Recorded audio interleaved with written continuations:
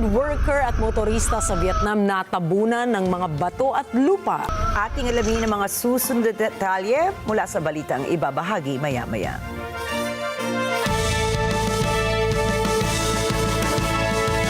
Magandang gabi, ako po si Ricky Mathay. Ako si Nina Richie Alagaw Flores, ito ang mata ng Agila International. Para naman sa mga headlines ngayong araw ng Lunes. Bicameral conference meeting para sa 2026 national budget, ipinagpaliban dahil sa DPWH budget. Tatlong mangingisda sa Escoda Shoal sugatan sa pambobomba ng water cannon ng China. Border clash sa pagitan ng Thailand at Cambodia nagpapatuloy pa rin. Ukraine wala ng planong sumali sa NATO alliance, kung bakit ating alamin. At person of interest sa pamamaril sa Brown University, nadakip na ng mga otoridad.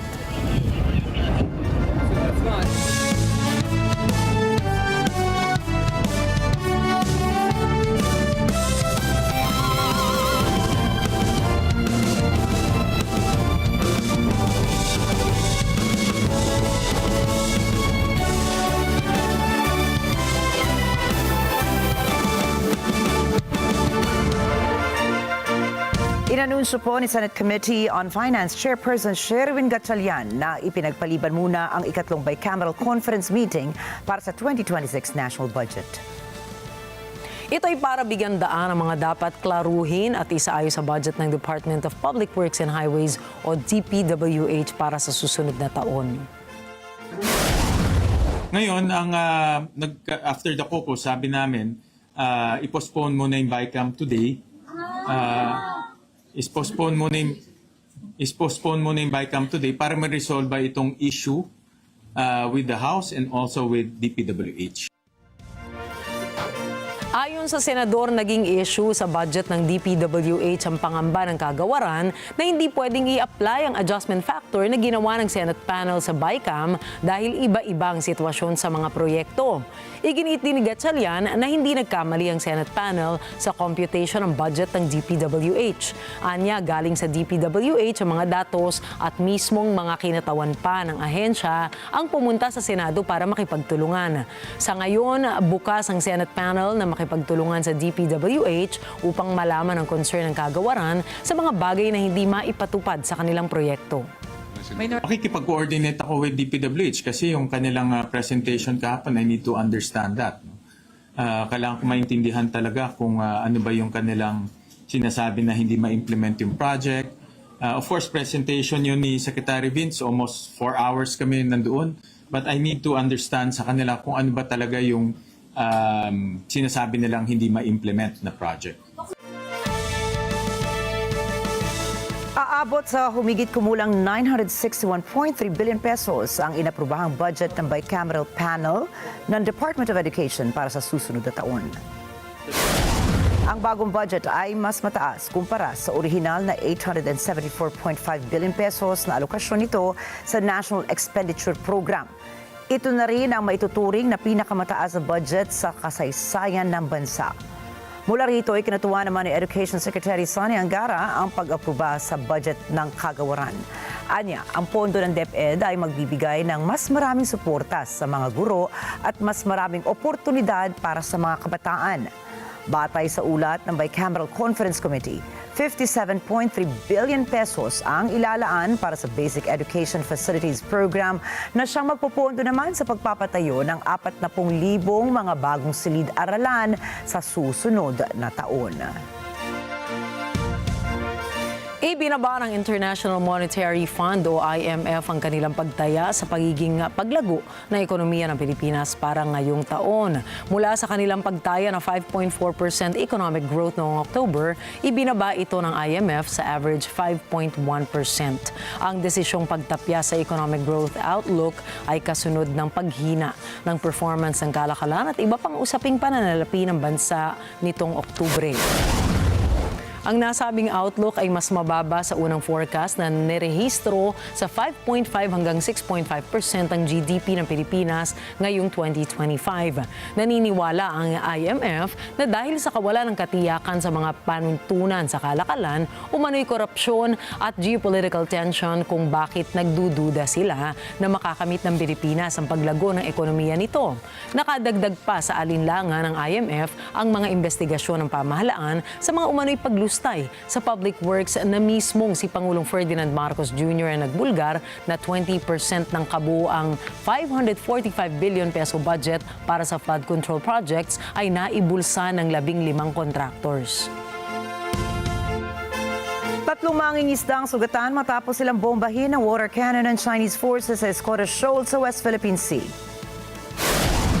Sa ulat ng Philippine Coast Guard o PCG, tinatayang nasa 5 barko ng Chinese Coast Guard ang nagtangkang itaboy ang 20 bangka ng mga Pilipinong mangingisda. Ang insidenteng ito ay tumagal ng 3 oras. Ayon kay West Philippine Sea Commodore J. Tariela, hindi ito ang unang pagkakataong ng bomba ng water cannon ang China, subalit ngayon lamang anya nangyari ang direktang pag-target ng mga Chinese vessels sa mga bangka. Binigyan diin ni Tariela na malaking paglabag ito sa human rights lalo na at may sovereign rights sa mga mangingisda sa karagatan na saklaw ng economic zone ng Pilipinas. Tiniyak ng Department of Health o DOH na maipatutupad na sa ilang local government unit hospitals ang zero balance billing sa susunod na taon. Ito ay matapos isama ng Senado ang 1 billion pesos na pondo para sa naturang programa nitong Bicameral Conference Meeting o BICAM noong Sabado. Ayon kay DOH spokesperson Albert Domingo, maaari nang maisama ang mga level 3 LGU hospitals ng 6 hanggang 8 probinsya.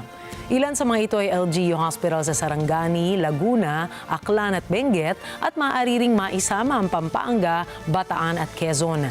Dagdag pa niya, umaasa sila na madaragdagan pa ang pondo hanggat hindi pa natatapos ang BICAM.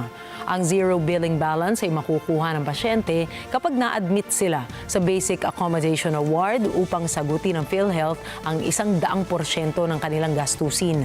Hindi rin sila hahanapan ng PhilHealth ng anumang karagdagang dokumento bago ma-avail ang programa.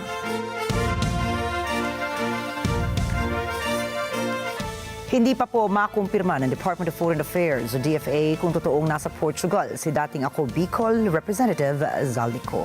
Kaya ngayon, Kaugnay ito sa pagkakaroon ni Ko ng Portuguese passport. Ayon kay DFA spokesperson Angelica Escalano, wala pa silang natatanggap na ulat galing sa Philippine Embassy sa Portugal ukol sa kinaroroonan ni Ko. Matatandaang inanunsyo ni Pangulong Ferdinand Marcos Jr. noong nakaraang linggo na ang passport ni Ko ay opisyal nang nakansela. Humiling na rin ang National Bureau of Investigation sa Interpol na maglabas ng red notice laban kay Zaldico. Walang Pilipinong nasaktan sa pamamaril sa Bondi Beach, Sydney, Australia kung saan 16 katao ang napatay at nasa 40 individual ang sugatan ayon sa Department of Foreign Affairs o DFA. Sa ulat ng New South Wales Police, mag-ama ang sospek sa Bondi shooting at isa ay kabilang sa 16 na nasawi sa nasabing insidente.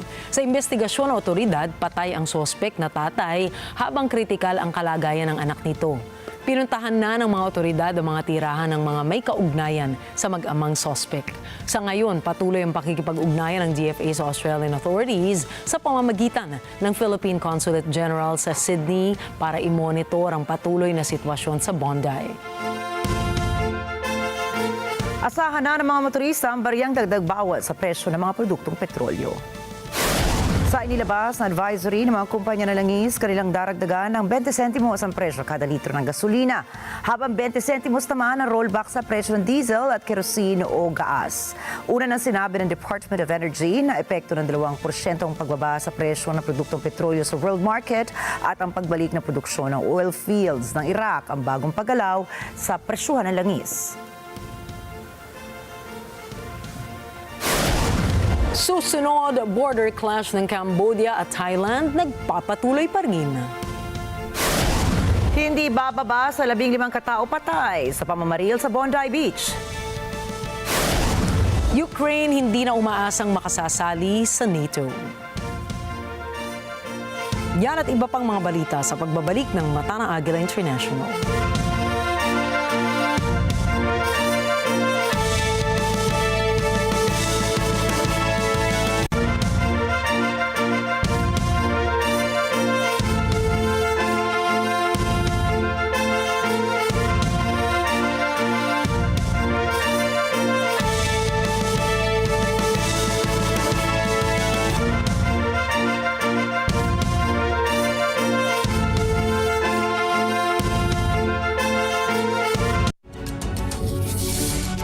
When a story starts with faith, it can only grow further and stronger.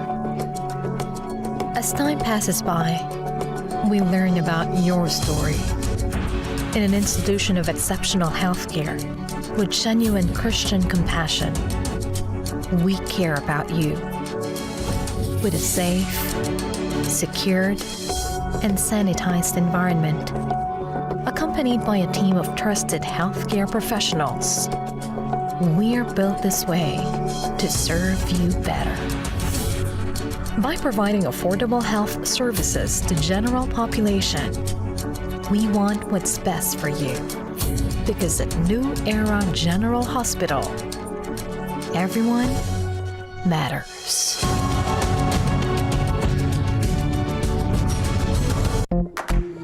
The future looks bright. You've got your first proper job, a wedding planned, perhaps a baby on the way. But then, an accident, a miscarriage, or a life-threatening illness. How do you cope? At first, the only thing that mattered to me was winning the fight. I wanted to live. Overcoming adversity. Now on In Good Shape.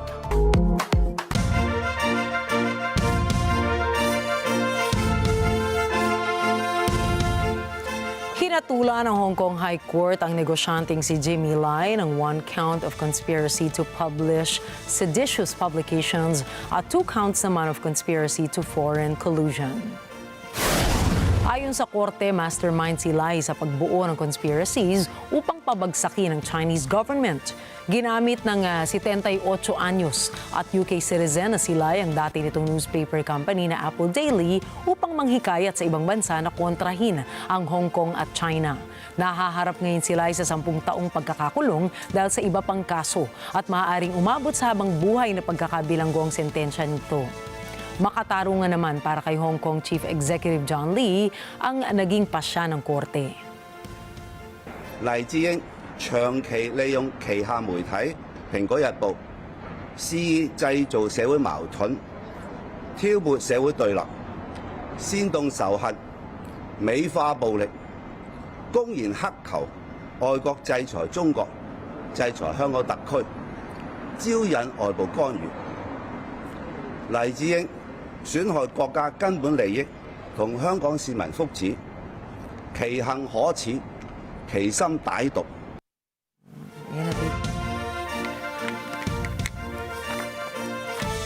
Pinagbawalan na ngayon ng Thai military ang pagpasok ng lahat ng uri ng fuel supplies sa Chongmek border papuntang Laos matapos makatanggap ng intelligence report ang Thai Defense Ministry na dinadala ang mga naturang supply sa militar ng Cambodia. Bukod sa fuel supplies ay tinitignan rin ng Thai military na limitahan ang pagbaybay ng mga barko ng Thailand sa mga high-risk na bahagi ng karagatan ng Cambodia dahil sa pangambang atakihin ito ng Cambodian military na maaari ring makapinsala sa mga operasyong pandagat ng ibang bansa. Nilinaw naman ni Thai Defense Ministry spokesperson Rear Admiral Surasat Kongsiri na hindi nilalayuning pinsalain ang bansang Laos at mga mamamayan nito. Magkaibang pahayag ang inilabas ni United States President Donald Trump at Thai Prime Minister Anutin Charnvirakul ukol sa pagpapatuloy ng agresyon sa pagitan ng Thailand at Cambodia. Kasunod ito sa ginawang pag-uusap ni Trump sa mga lider ng dalawang bansa. Ayon kay Trump na naging maganda ang usapan ni Thailand Prime Minister Anutin Charnvirakul at Cambodian Prime Minister Hun Manet. Nagkasundo ang dalawang lider ng agarang tigil putukan at bumalik sa kasunduan. Pinabulaan na naman ito ng Thai PM na nagsabing hindi siya naniniwalang aksidente ang nangyaring landmine attack sa pagitan ng dalawang bansa kung kaya't minabuti nitong ipagpatuloy ang pakikipagdigma ng Thai Royal Army sa puwersa ng Cambodia. Nagpalabas na rin ang pahayag ang Thailand Foreign Ministry ukol sa kanilang pagkadismaya sa mga impormasyong nasa agap ni Trump. Now, we're concerned because some of the points in his tweet doesn't, in our view, doesn't reflect an accurate understanding of the situation, and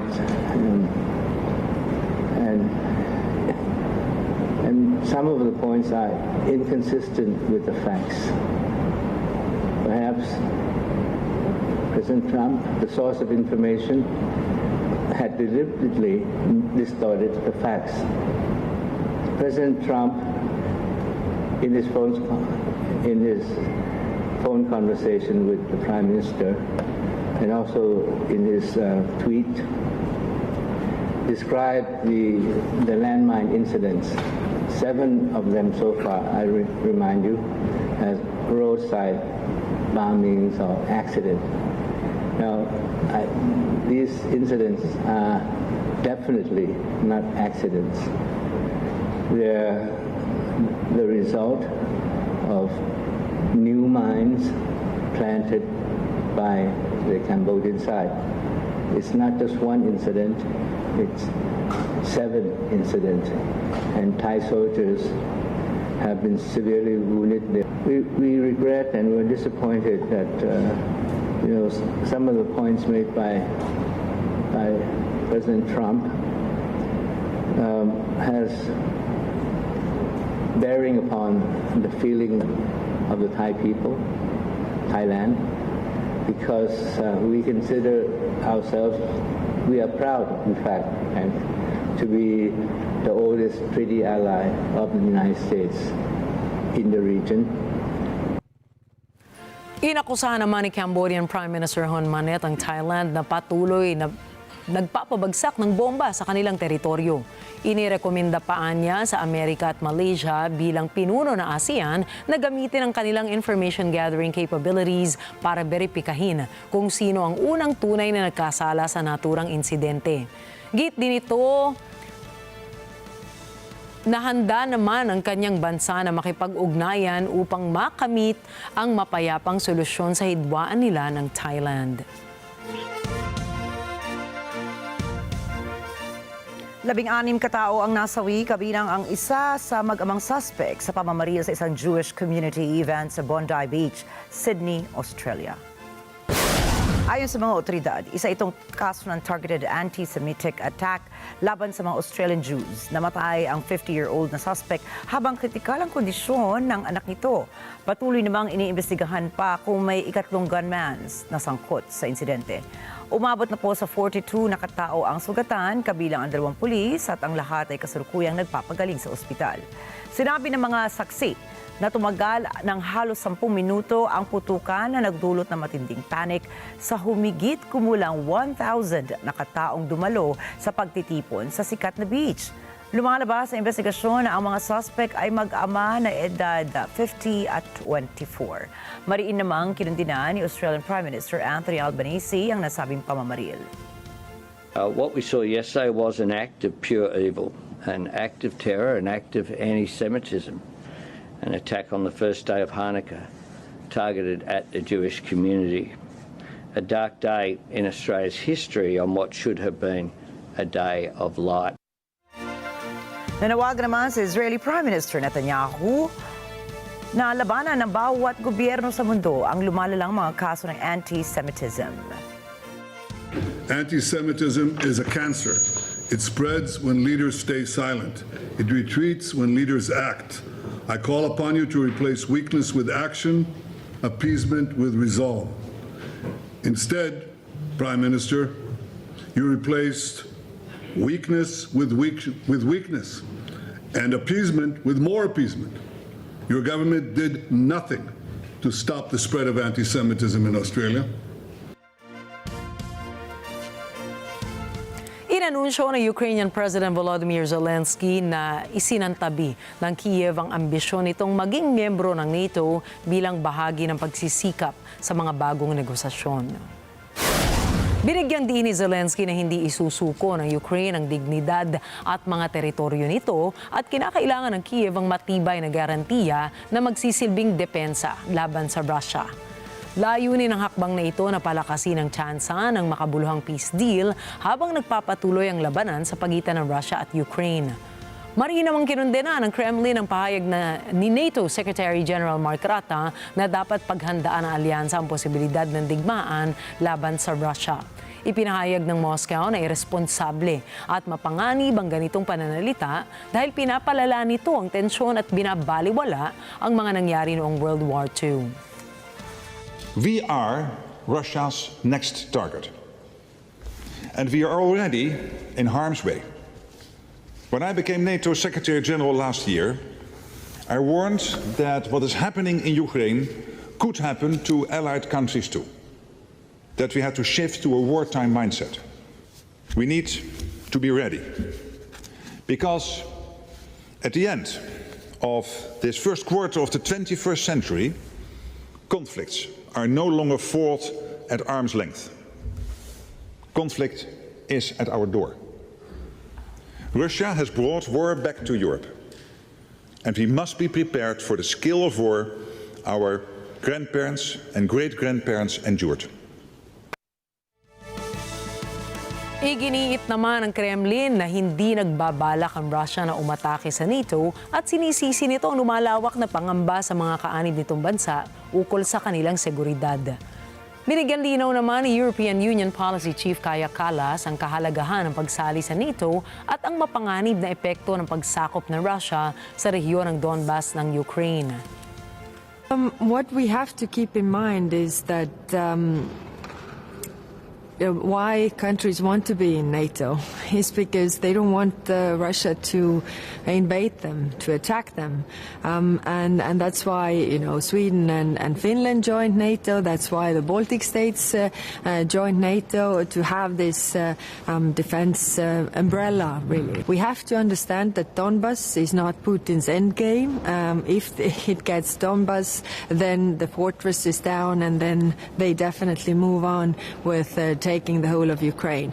And if Ukraine goes, then other regions are also in danger. We know this from the history, and we should learn from history. Matinding pangamba ang bumabalot ngayon sa Marseille, France dahil sa lumalalang drug war na kinasasangkutan ng mangging mga kabataan. Ito ay matapos matagpuan ang bangkay ng isang 15-year-old na lalaki na binaril sa ulo, sinunog at iniwang nakahandusay. Isa lamang po ito sa sunod-sunod na shoot and burn killings na nagiging simbolo ng lumalalang drug war sa nasabing lungsod. Ayon naman sa French Ministry of Justice, higit 4 na beses ang pagdami ng mga menor de edad na sangkot sa droga sa nakalipas na 8 taon. Marami sa kanila ang napipilitang maging lookout o tagabenta kapalit na maliit na bayad. Ayon sa ilang gang members, wala ng rules at nagiging mas pabaya at mas marahas ang kalakaran. Itinuturing ng mga pulis, abogado at community leaders na may psychose o isang collective trauma ang Marseille, lalo na at mas nangingibabaw ang takot kaysa sa batas. Lalo pang tumindi ang tensyon matapos mapatay si Mehdi Kasachi, isang trainee policeman na pinaniniwala ang napagtripan bilang babala sa kanyang kapatid na anti-gang activist. Tugon ng pulisya ang tinatawag na security bombardment o ang agresibong operasyon para guluhin ang drug spots. Sa ngayon po patuloy na tanong sa Marseille kung paano mapipigil ang karahasang unti-unting nilalamon ang kabataan at komunidad. Nagbanta umano ang gobyerno ng Great Britain na puputuli ng pondo para sa International Criminal Court o ICC at kumala sa Rome Statute kung itutuloy ng korte ang paglalabas ng arrest warrant laban kay Israeli Prime Minister Benjamin Netanyahu. Sa isinumiteng salaysay ni ICC Prosecutor Karim Khan, sinabi niyang isang mataas na opisyal ng Britanya ang tumawag sa kanya noong Abril ng nakaraang taon at sinabing disproportionate ang planong paglabas ng warrant para kina Netanyahu at dating Defense Minister Yoav Gallant. Bagamat hindi niya pinangalanan ng opisyal, lumalabas sa mga ulat na maaaring si dating UK Foreign Secretary David Cameron ito. Inihayag din ni Khan na binabalaan siya ng isang US official na magiging disastrous ang kahihinatnan kung itutuloy ang warrant. Ayon pa sa kanya, sa hiwalay na tawag daw noong Mayo 1, sinabi raw ng US Senator na kung ipipilit ng ICC ang mga warrants ay hinihikayat nila ang Hamas na barilin ang mga bihag. Kasabay ng pressure, dumating din umano sa kanyang mga gawa-gawang alegasyon ng sexual misconduct. Git ni Khan, wala silang o siyang kinikilingan at matagal lang nakaplano ang paglalabas ng warrant. Dumaan rin umano sa masusing pagsusuri kasama ang panel ng international law experts kung may jurisdiction at sapat na basehan laban kina Netanyahu, Gallant at 3 pang opisyal ng Hamas. Kinundina ni US President Donald Trump ang pag-atake na ikinamatay ng 2 sundalong Amerikano at isang sibilyang interpreter matapos targetin ng hinihinalang Islamic State ang convoy ng US at Syrian forces sa Syria. So we mourn the loss of 3 great patriots in Syria. You know how it happened. It was an ambush, terrible. We also have 3 wounded. They seem to be doing pretty well. But we mourn the loss. These are 3 great people. And it's just a terrible thing. Syria, by the way, was fighting along with us. The new president of Syria is, as they told me, and I'm not surprised, he's devastated by what happened. This was an ISIS attack on us and Syria. And again, we mourn the loss and we pray for them and their parents and their loved ones. Very, very sad. Yeah, we will. We will retaliate. Thank you very much. Ayon sa US Central Command, nag-iisa ang salarin na umatake habang nagsasagawa ng operasyon ng mga sundalo sa Palmyra. 3 pang sundalo ng US ang sugatan habang napatay naman ang suspect. Ayon sa mga opisyal, posibleng may kinalaman ang Islamic State, bagamat wala pa itong inaakong pananagutan. Hindi rin kontrolado ng pamahalaan ng Syria ang lugar kung saan naganap ang pag-atake. Pansamantalang hindi muna ilalabas sa mga pangalan ng nasawing sundalo habang inaabisuhan ang kanilang mga pamilya. Pinangangambahang maudlot ang ceasefire deal sa Gaza ayon sa Hamas. Ito ay kasunod ng pagkamatay ng isang mataas na opisyal ng Hamas. Nitong linggo, napatay ang isa sa top commanders ng Hamas sa Gaza na si Raed Saad sa isang airstrike sa labas ng Gaza City. وفي ظل هذه الظروف واستمرار الخروقات الإسرائيلية للاتفاق وإعاقة المساعدات ومواصلة التدمير والقتل والاغتيالات والتي كان آخرها بالأمس باستهداف القائد المجاهد رائد سعد وإخوانه. وأمام هذا السلوك الصهيوني الذي يهدد بقاء الاتفاق صامدا فإننا ندعو الوسطاء وخاصة الضامن الأساسي الإدارة الأمريكية والرئيس ترامب بضرورة العمل على إلزام الاحتلال باحترام الاتفاق والالتزام بتنفيذه وعدم تعريضه للانهيار. Ayon sa Hamas, si Saad ang namumuno sa kanilang military manufacturing unit habang iginit naman ng Israel na isa siya sa mga utak ng pag-atake noong Oktubre 7 taong 2023 at lumabag umano sa umiiral na ceasefire. 4 ang nasawi sa naturang strike at 7 naman ang sugatan ayon sa mga ospital sa Gaza. Patuloy namang nagbabatuhan ng paratang ang Israel at Hamas sa paglabag sa tigil putukan. Nanalo si Jose Antonio Cas sa presidential elections ng Chile noong linggo matapos makakuha ng suporta mula sa voters na nababahala sa tumitinding krimen at migrasyon sa kanilang bansa. Nakakuha si Cas ng 58% votes sa runoff laban sa kandidatong sinusuportahan ng gobyerno na si Janet Jara na nakatanggap naman ng 42%. Sa kanyang victory speech, nangako si Cas ng tunay na pagbabago at binigyan diin ang kahalagahan ng seguridad sa kanilang bansa. Aminado naman siya na walang madaling solusyon sa mga problema ng Chile at nangangailangan ng panahon at tiyaga ang mga pagbabagong kanyang isusulong. Nagdeklara ng state of emergency ang Guatemalan President na si Bernardo Arevalo sa 2 munisipalidad sa kanlurang Guatemala. Tatagal ito ng 15 araw sa mga munisipalidad ng Nahuala at Santa Catarina, Iztahuacan sa lungsod ng Solola. Inanunsyo ang deklarasyon matapos halakayin ng mga armadong grupo ang isang military checkpoint at police station sa kahinarangan ang mga kalsada at nang hijack pa ng mga bus na ikinasawi naman ng 5 individual. Ayon kay Arevalo, layon umano ng grupo na pilitin ng security forces na umatras upang maagaw ang kontrol sa lugar. Dahil rito, paiigtingin ang pamahalaan ng seguridad sa rehiyon. Sinabi rin ng presidente na ang mga sospek ay may kaugnayan sa extortion at drug trafficking at banta sa mga lokal na komunidad. Kaugnay nito, nililimitahan ang mga pampublikong pagtitipon at demonstrasyon at pinahihintulutan ng puwersahang pagbuwag sa mga hindi otorisadong pagtitipon, lalo na ang may kinalaman sa karahasan o armas. Susunod, school shooter umatake sa Brown University. Alex Ayala patuloy pa rin ang karera sa SEA Games. Mga detalye po ng mga balitang yan at iba pa mga balita sa pagbabalik pa rin ng Mata ng Agila International.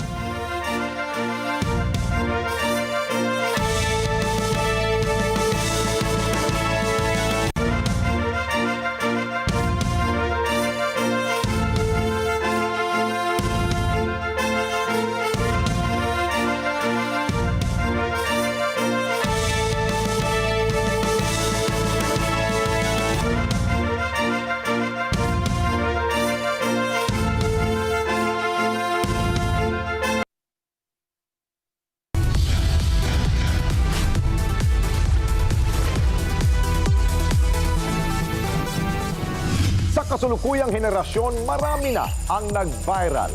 Dahil po yan sa kanilang ginagawang pagtulong sa kapwa. Pero mas marami ang tumutulong kahit walang nakakakita. Kaya naman kung ikaw ay may kilala na grupo o individual na may natatanging pagresponde sa lipunan at maging sa kalikasan, mag-text lamang sa 0915-415-1035 o mag-email sa responde@net25.com at magpadala ng mensahe sa ating Facebook page at Net25TV. Baka kayo na ang susunod nating Certified Key Responder. Let's net together sa Net25. Sa Net25. Shattered glass, crumpled metal, wrecked cars. There's an entire science behind breaking things. Now researchers are taking crash tests up a notch with real-time X-ray technology. It's loud and chaotic, but it helps make cars safer for everyone. This time around on Tomorrow Today. Welcome to DW's Science Show.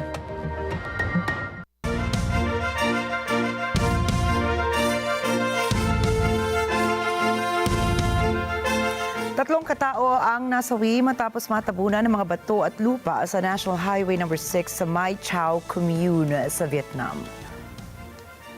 Dumaraan lamang ang mga biktima sa nasabing kalsada nang maitala ang landslide. Tinatayang 1,000 cubic meters ng lupa ang bumagsak mula sa gilid ng bundok na tumabo na sa kalsada. Natrap sa ilalim ng debris ang 2 road maintenance workers at isang motorista. Kaagad namang nagsagawa ng rescue operations sa mga otoridad, katuwang ang humigit kumulang na 60 pulis at rescue personnel. 2 sa mga biktima ang natagpuan kinagabihan habang ang huling bangkay ay na-recover bandang 4:00 na ng madaling araw. Muling nagbabala ang mga otoridad na mataas ang landslide risk sa lugar, lalo na tuwing tag-ulan at nagsasagawa na ng hazard assessment and safety measures.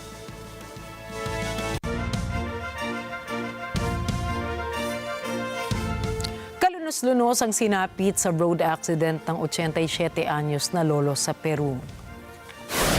Kinilala ang biktima bilang si Manuel Oyankaya Hangko. Tumatawid lamang ng kalsada ang biktima matapos bumili ng mga supply sa palengke. Pero nang nakatawid na ito ay bigla siyang natumba sa sidewalk at sa hindi inaasahang pagkakataon ay nagulungan ang kanyang ulo ng dumaraang bus.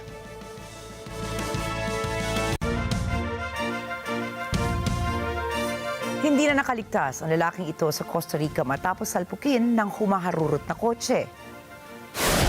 Sa poll sa CCTV ang ilang sandali ng trahedya. Mapapansin na nagja-jogging ang biktima sa sidewalk sa isang subdivision sa Goycochea nang biglang sumulpot ang puting kotse sa daan. Dahil sa sobrang bilis ng pangyayari ay hindi na nakaiwas pa ang biktima. Dito na tumilapon na parang ragdoll ang lalaki bago ito bumagsak sa tabi ng isang puno. Sinubukan pagdalhin ng biktima sa pagamutan subalit nasawi na rin ito sa huli.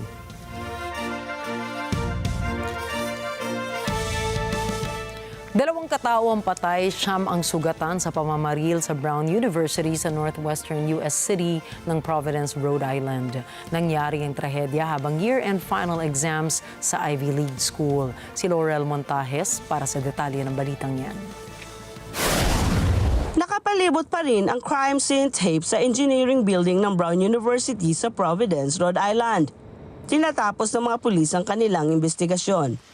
Ayon kay Providence Police Chief Oscar Perez, nasa kustodiya nila ang isang person of interest or POI pero wala pang ibang detalye na ibinigay kaugnay nito. I'll tell you that right now the investigation continues to progress extremely fast. We're in the process of collecting evidence and seizing items that we need to seize, search locations that we need to search. Bago ang pag-aresto sa POI, sumailalim sa isang shelter-in-place order ang mga taong nakatira sa paligid ng nasabing universidad.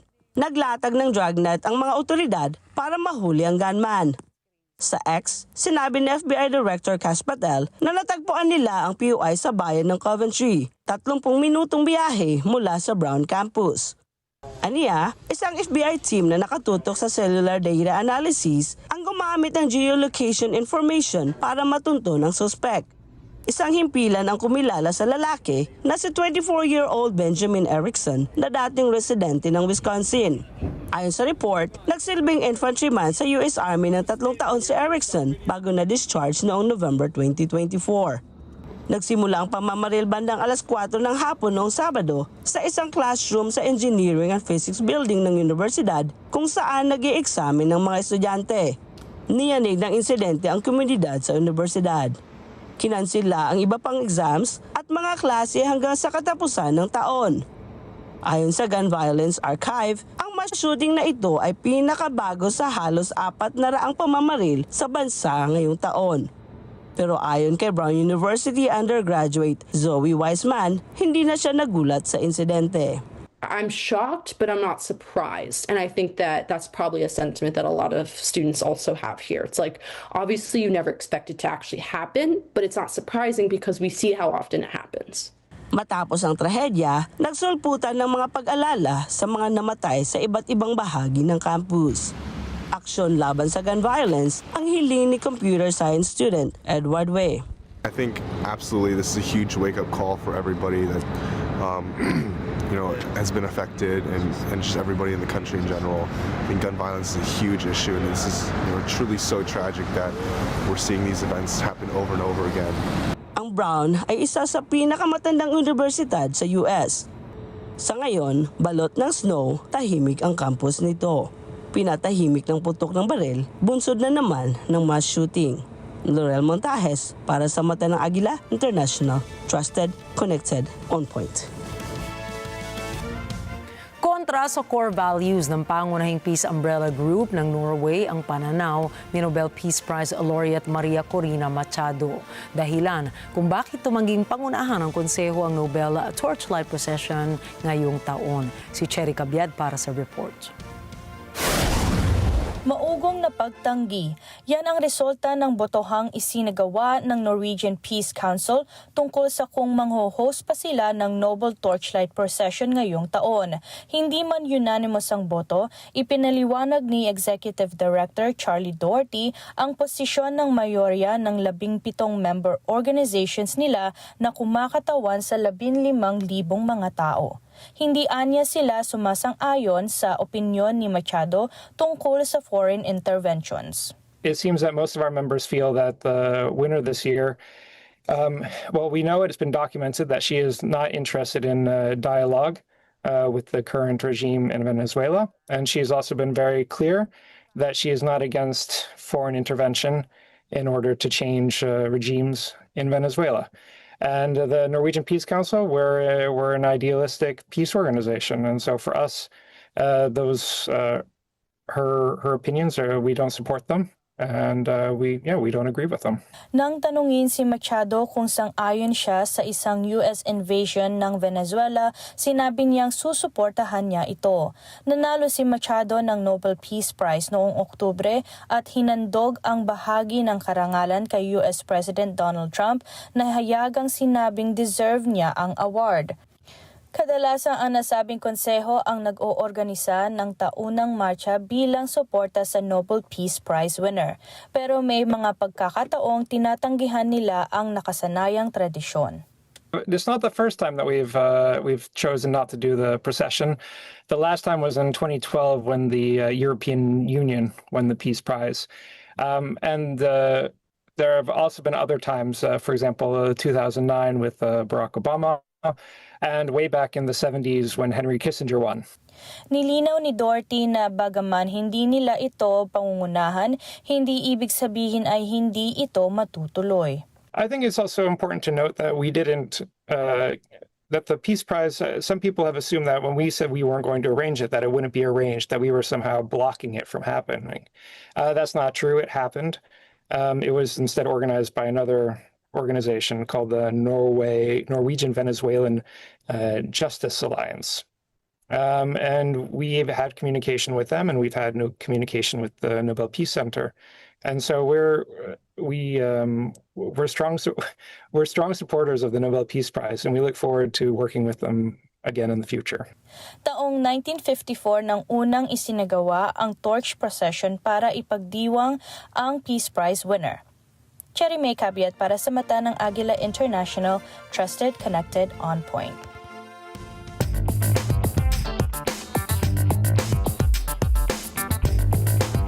Hinatulan ng 15 taong pagkakakulong si TYCOON, ang South Korean crypto entrepreneur na nasa likod ng pagbagsak ng Terra USD at Luna na nagdulot ng humigit kumulang $40 billion na pagkalugi noong taong 2022. Sa Korte ng Manhattan, kinondena ng hukom si Kwon dahil saan niya ay epic and generational fraud matapos niyang aminin na niloko niya ang mga ordinaryong investors ukol sa isang stablecoin na sinabing mananatili sa orihinal na halaga sa gitna ng paghina ng crypto. Lumabas sa investigasyon na nang bumitiw ang Terra USD sa $1 na peg nito, palihim na nagpagawa si Kwon ng isang trading firm para bilhin ng token at pekein ang pagtaas ng halaga nito. Nagsumite ang daang-daang biktima ng mga saraysay ukol sa bigat ng kanilang pagkalugi at humingi ng tawad si Kwon sa korte. Nahaharap pa si TYCOON sa mga kaso sa South Korea at maaari lamang pabalikin doon kapag natapos na ang kalahati ng kanyang sentensya sa US. Sana ay magbago pa ang isip ng Estados Unidos at hindi na kumalas sa organisasyon. Pag-asa ito ni World Health Organization Chief Dr. Tedros Adhanom Ghebreyesus na nagsabing malaking kawalan sa mundo kung itutuloy ng Washington ang pag-iwan sa ahensya. Si Jonah Malari para sa balita. Matitiyak lang ang kalusugan ng mundo kung nasa parehong plataporma ang lahat. Dahilan ito na ipinunto ni WHO Chief Tedros Adhanom Ghebreyesus sa planong pag-alis ng US sa organisasyon. There are things that WHO does that nobody does. There are things that only you can get in WHO but nowhere else. And these issues are a health security issue, very sensitive issues. And that's why we were asking the U.S. to reconsider because, the world can only be secure if we are all in the same platform. But at least they understand that they need many things. I can tell you a long list. Matatandaang isa sa mga unang ginawa ni US President Trump ay ang lumagda ng order na mag-withdraw sa WHO. Ayon sa Pangulo, mali ang ginawang pagtugon ng nasabing Global Health Agency sa COVID-19 pandemic. At malapit anya masyado ang WHO sa China. Ipatutupad ang order sa January 22, 2026. Sakaling hindi na magbago ang isip ng US, sinabi ni Dr. Tedros na walang mananalo sa desisyong ito. But their absence from WHO is going to be a lose-lose. They will lose because of that. I've said it many times. And the rest of the world will also lose. Binalikan ni Tedros ang naunang utos ni Trump na huwag makipag-ugnayan sa WHO, isang bagay anya na hindi nagtagal. As you may remember, as soon as the withdrawal was announced, the agencies were also instructed not to communicate with WHO, just wanted to be straight. But after a couple of months, not even couple, but after some lull, then they started to reach out. And we give them any information they need because at the end of the day, WHO's existence is to make the American people safe and the rest of the world also safe. Dahil sa desisyon ng US na iwanan ang WHO, marami ang nangangamba sakaling magkaroon muli ng global outbreak. Ang Washington sa loob ng maraming taon ay pinakamalaking donor ng WHO.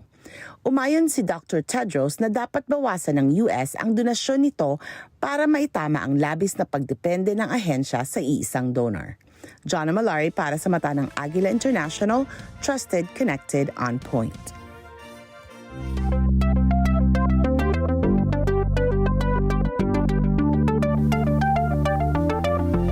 Naglunsad ang Beijing ng artificial na pantulong sa mga visually impaired na pasahero sa Shenzhen Metro.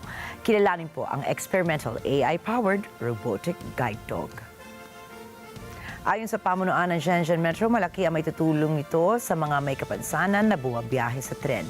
Si Xiao Xuan ay gumagamit ng artificial intelligent innovations katulad ng multimodal 3D, voxel neural network composite sensing, indoor and outdoor integrated planning, and control systems and large visual language models. Kaya ng robotic guide dog na pagplanuhan ang daraan ng ruta na gumagamit ito at umiiwas sa mga kalsada mahirap puntahan. Maaari ring utusan ng user si Xiao Xuan sa pamamagitan ng voice command para dalhin sila sa mga lugar na nais silang bisitahin. Sa ngayon, nasa trial operations pa ang teknolohiyang ito at inaasahang sa mga susunod na panahon ay maaaring ma-mass produce ito sa iba pang istasyon ng tren.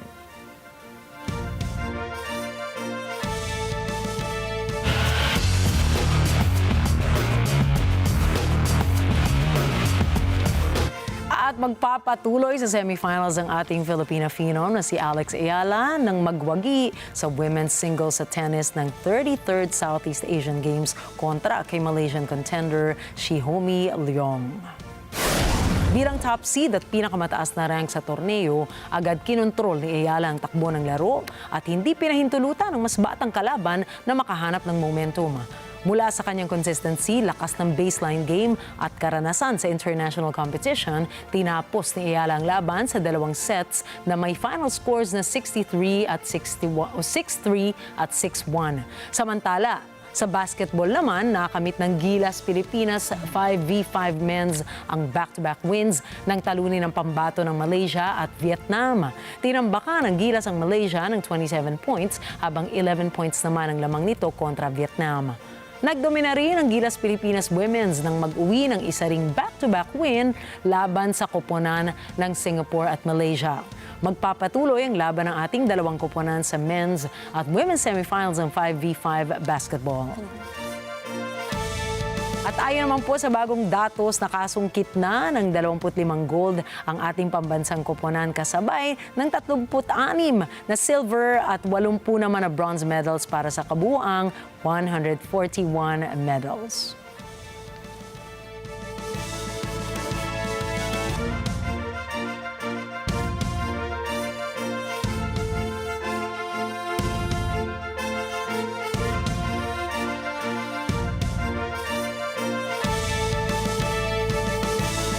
Muling nagbabalik si 7'4" Spurs center Victor Wembanyama sa San Antonio kung saan kaagad nitong itinaas ang antas na laro ng koponan upang manalo laban sa Oklahoma City Thunder. Pinutol ng Spurs ang makasaysayang winning streak ng Thunder matapos ang agresibong depensa upang kontrolin ang tempo ng laro at mabante sa Emirates Cup Finals. Natapos ang kanilang laban sa final score na 11-109. Pinangunahan ni Wembanyama ang Spurs sa magkabilang dulo ng court nang magbaba ng 22 points at 9 rebounds para sa kanyang 21 minutes on the court. Hindi rin nagpahuli ang tandem na De'Aaron Fox at Stephen Castle na nagbigay rin ng 22 points each kasabay ni Devin Vassell na may 23 points and 5 rebounds. Samantala, umangat din ang New York matapos talunin ng Orlando mula sa isang matatag na depensa o opensa, kontroladong pace at epektibong execution sa crunch time ng Knicks star na si Jalen Brunson. Nagpakita ng leadership si Brunson sa huling mga minuto, nagbaba ng mahahalagang punto sa taglatag ng connected plays upang labangan ang takbo ng Magic. Natapos ang kailang pagharap sa final scores na 132-120. Nagpaulan si Brunson ng 40 points and 8 assists para sa kanyang 39-minute run on the court. Sinabayan naman ito ni Karl Anthony Towns na may 29 points and 8 rebounds, OG Anunoby na may 24 points from the basket. Nakatakda na ang Emirates Cup Championship Showdown ng San Antonio Spurs and New York Knicks na gaganapin sa Las Vegas sa December 17 at 9:30 in the morning.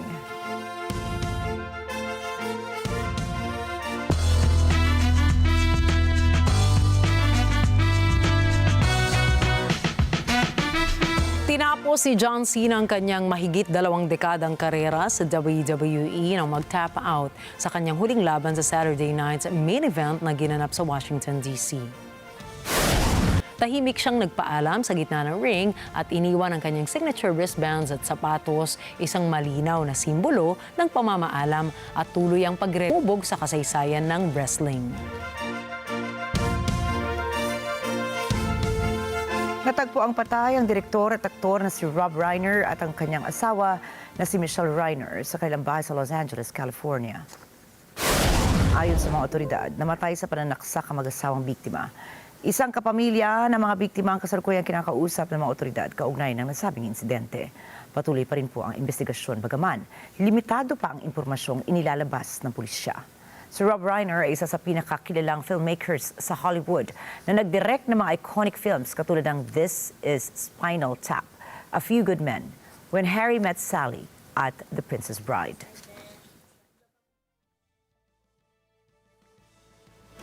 At sa iba pang balita, sa ikalawang pagkakataon, kakalas na naman ang US sa Paris Climate Deal. Ibig sabihin, tatanggalin sa global efforts laban sa climate change ang pinakamalaking emitter sa mundo, ang Amerika. CNET 25 correspondent Anna Cui para sa report. Kabilang na naman ang US sa maliit na grupo ng mga bansa na hindi makikiisa sa climate deal, tulad ng Iran, Libya at Yemen.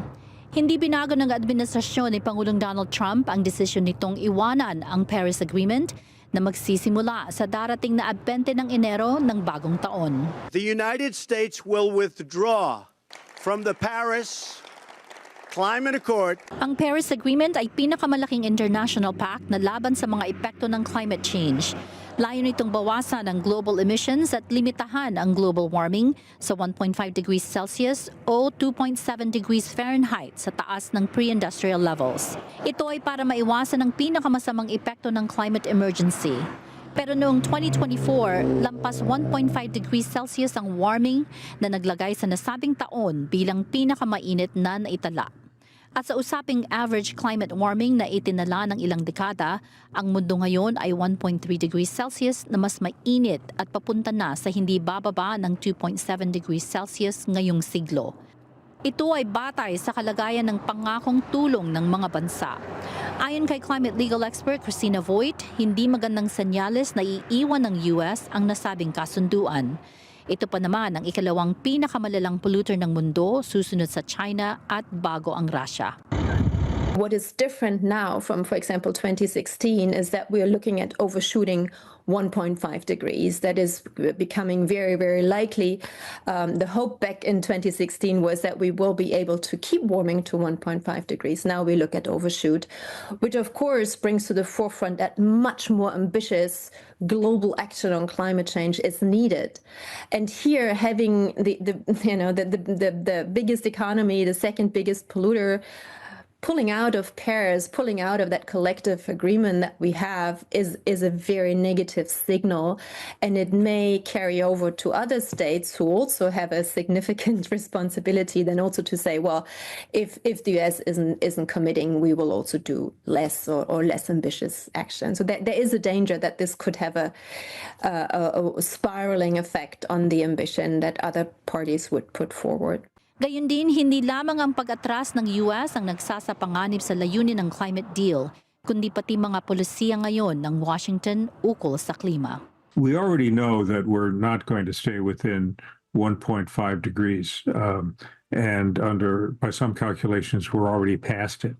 The longer the U.S. stays out and the less it does to reduce its emissions, the closer we'll get to 2 degrees and possibly even beyond. So U.S. withdrawal, and more importantly, the actual policies of the U.S.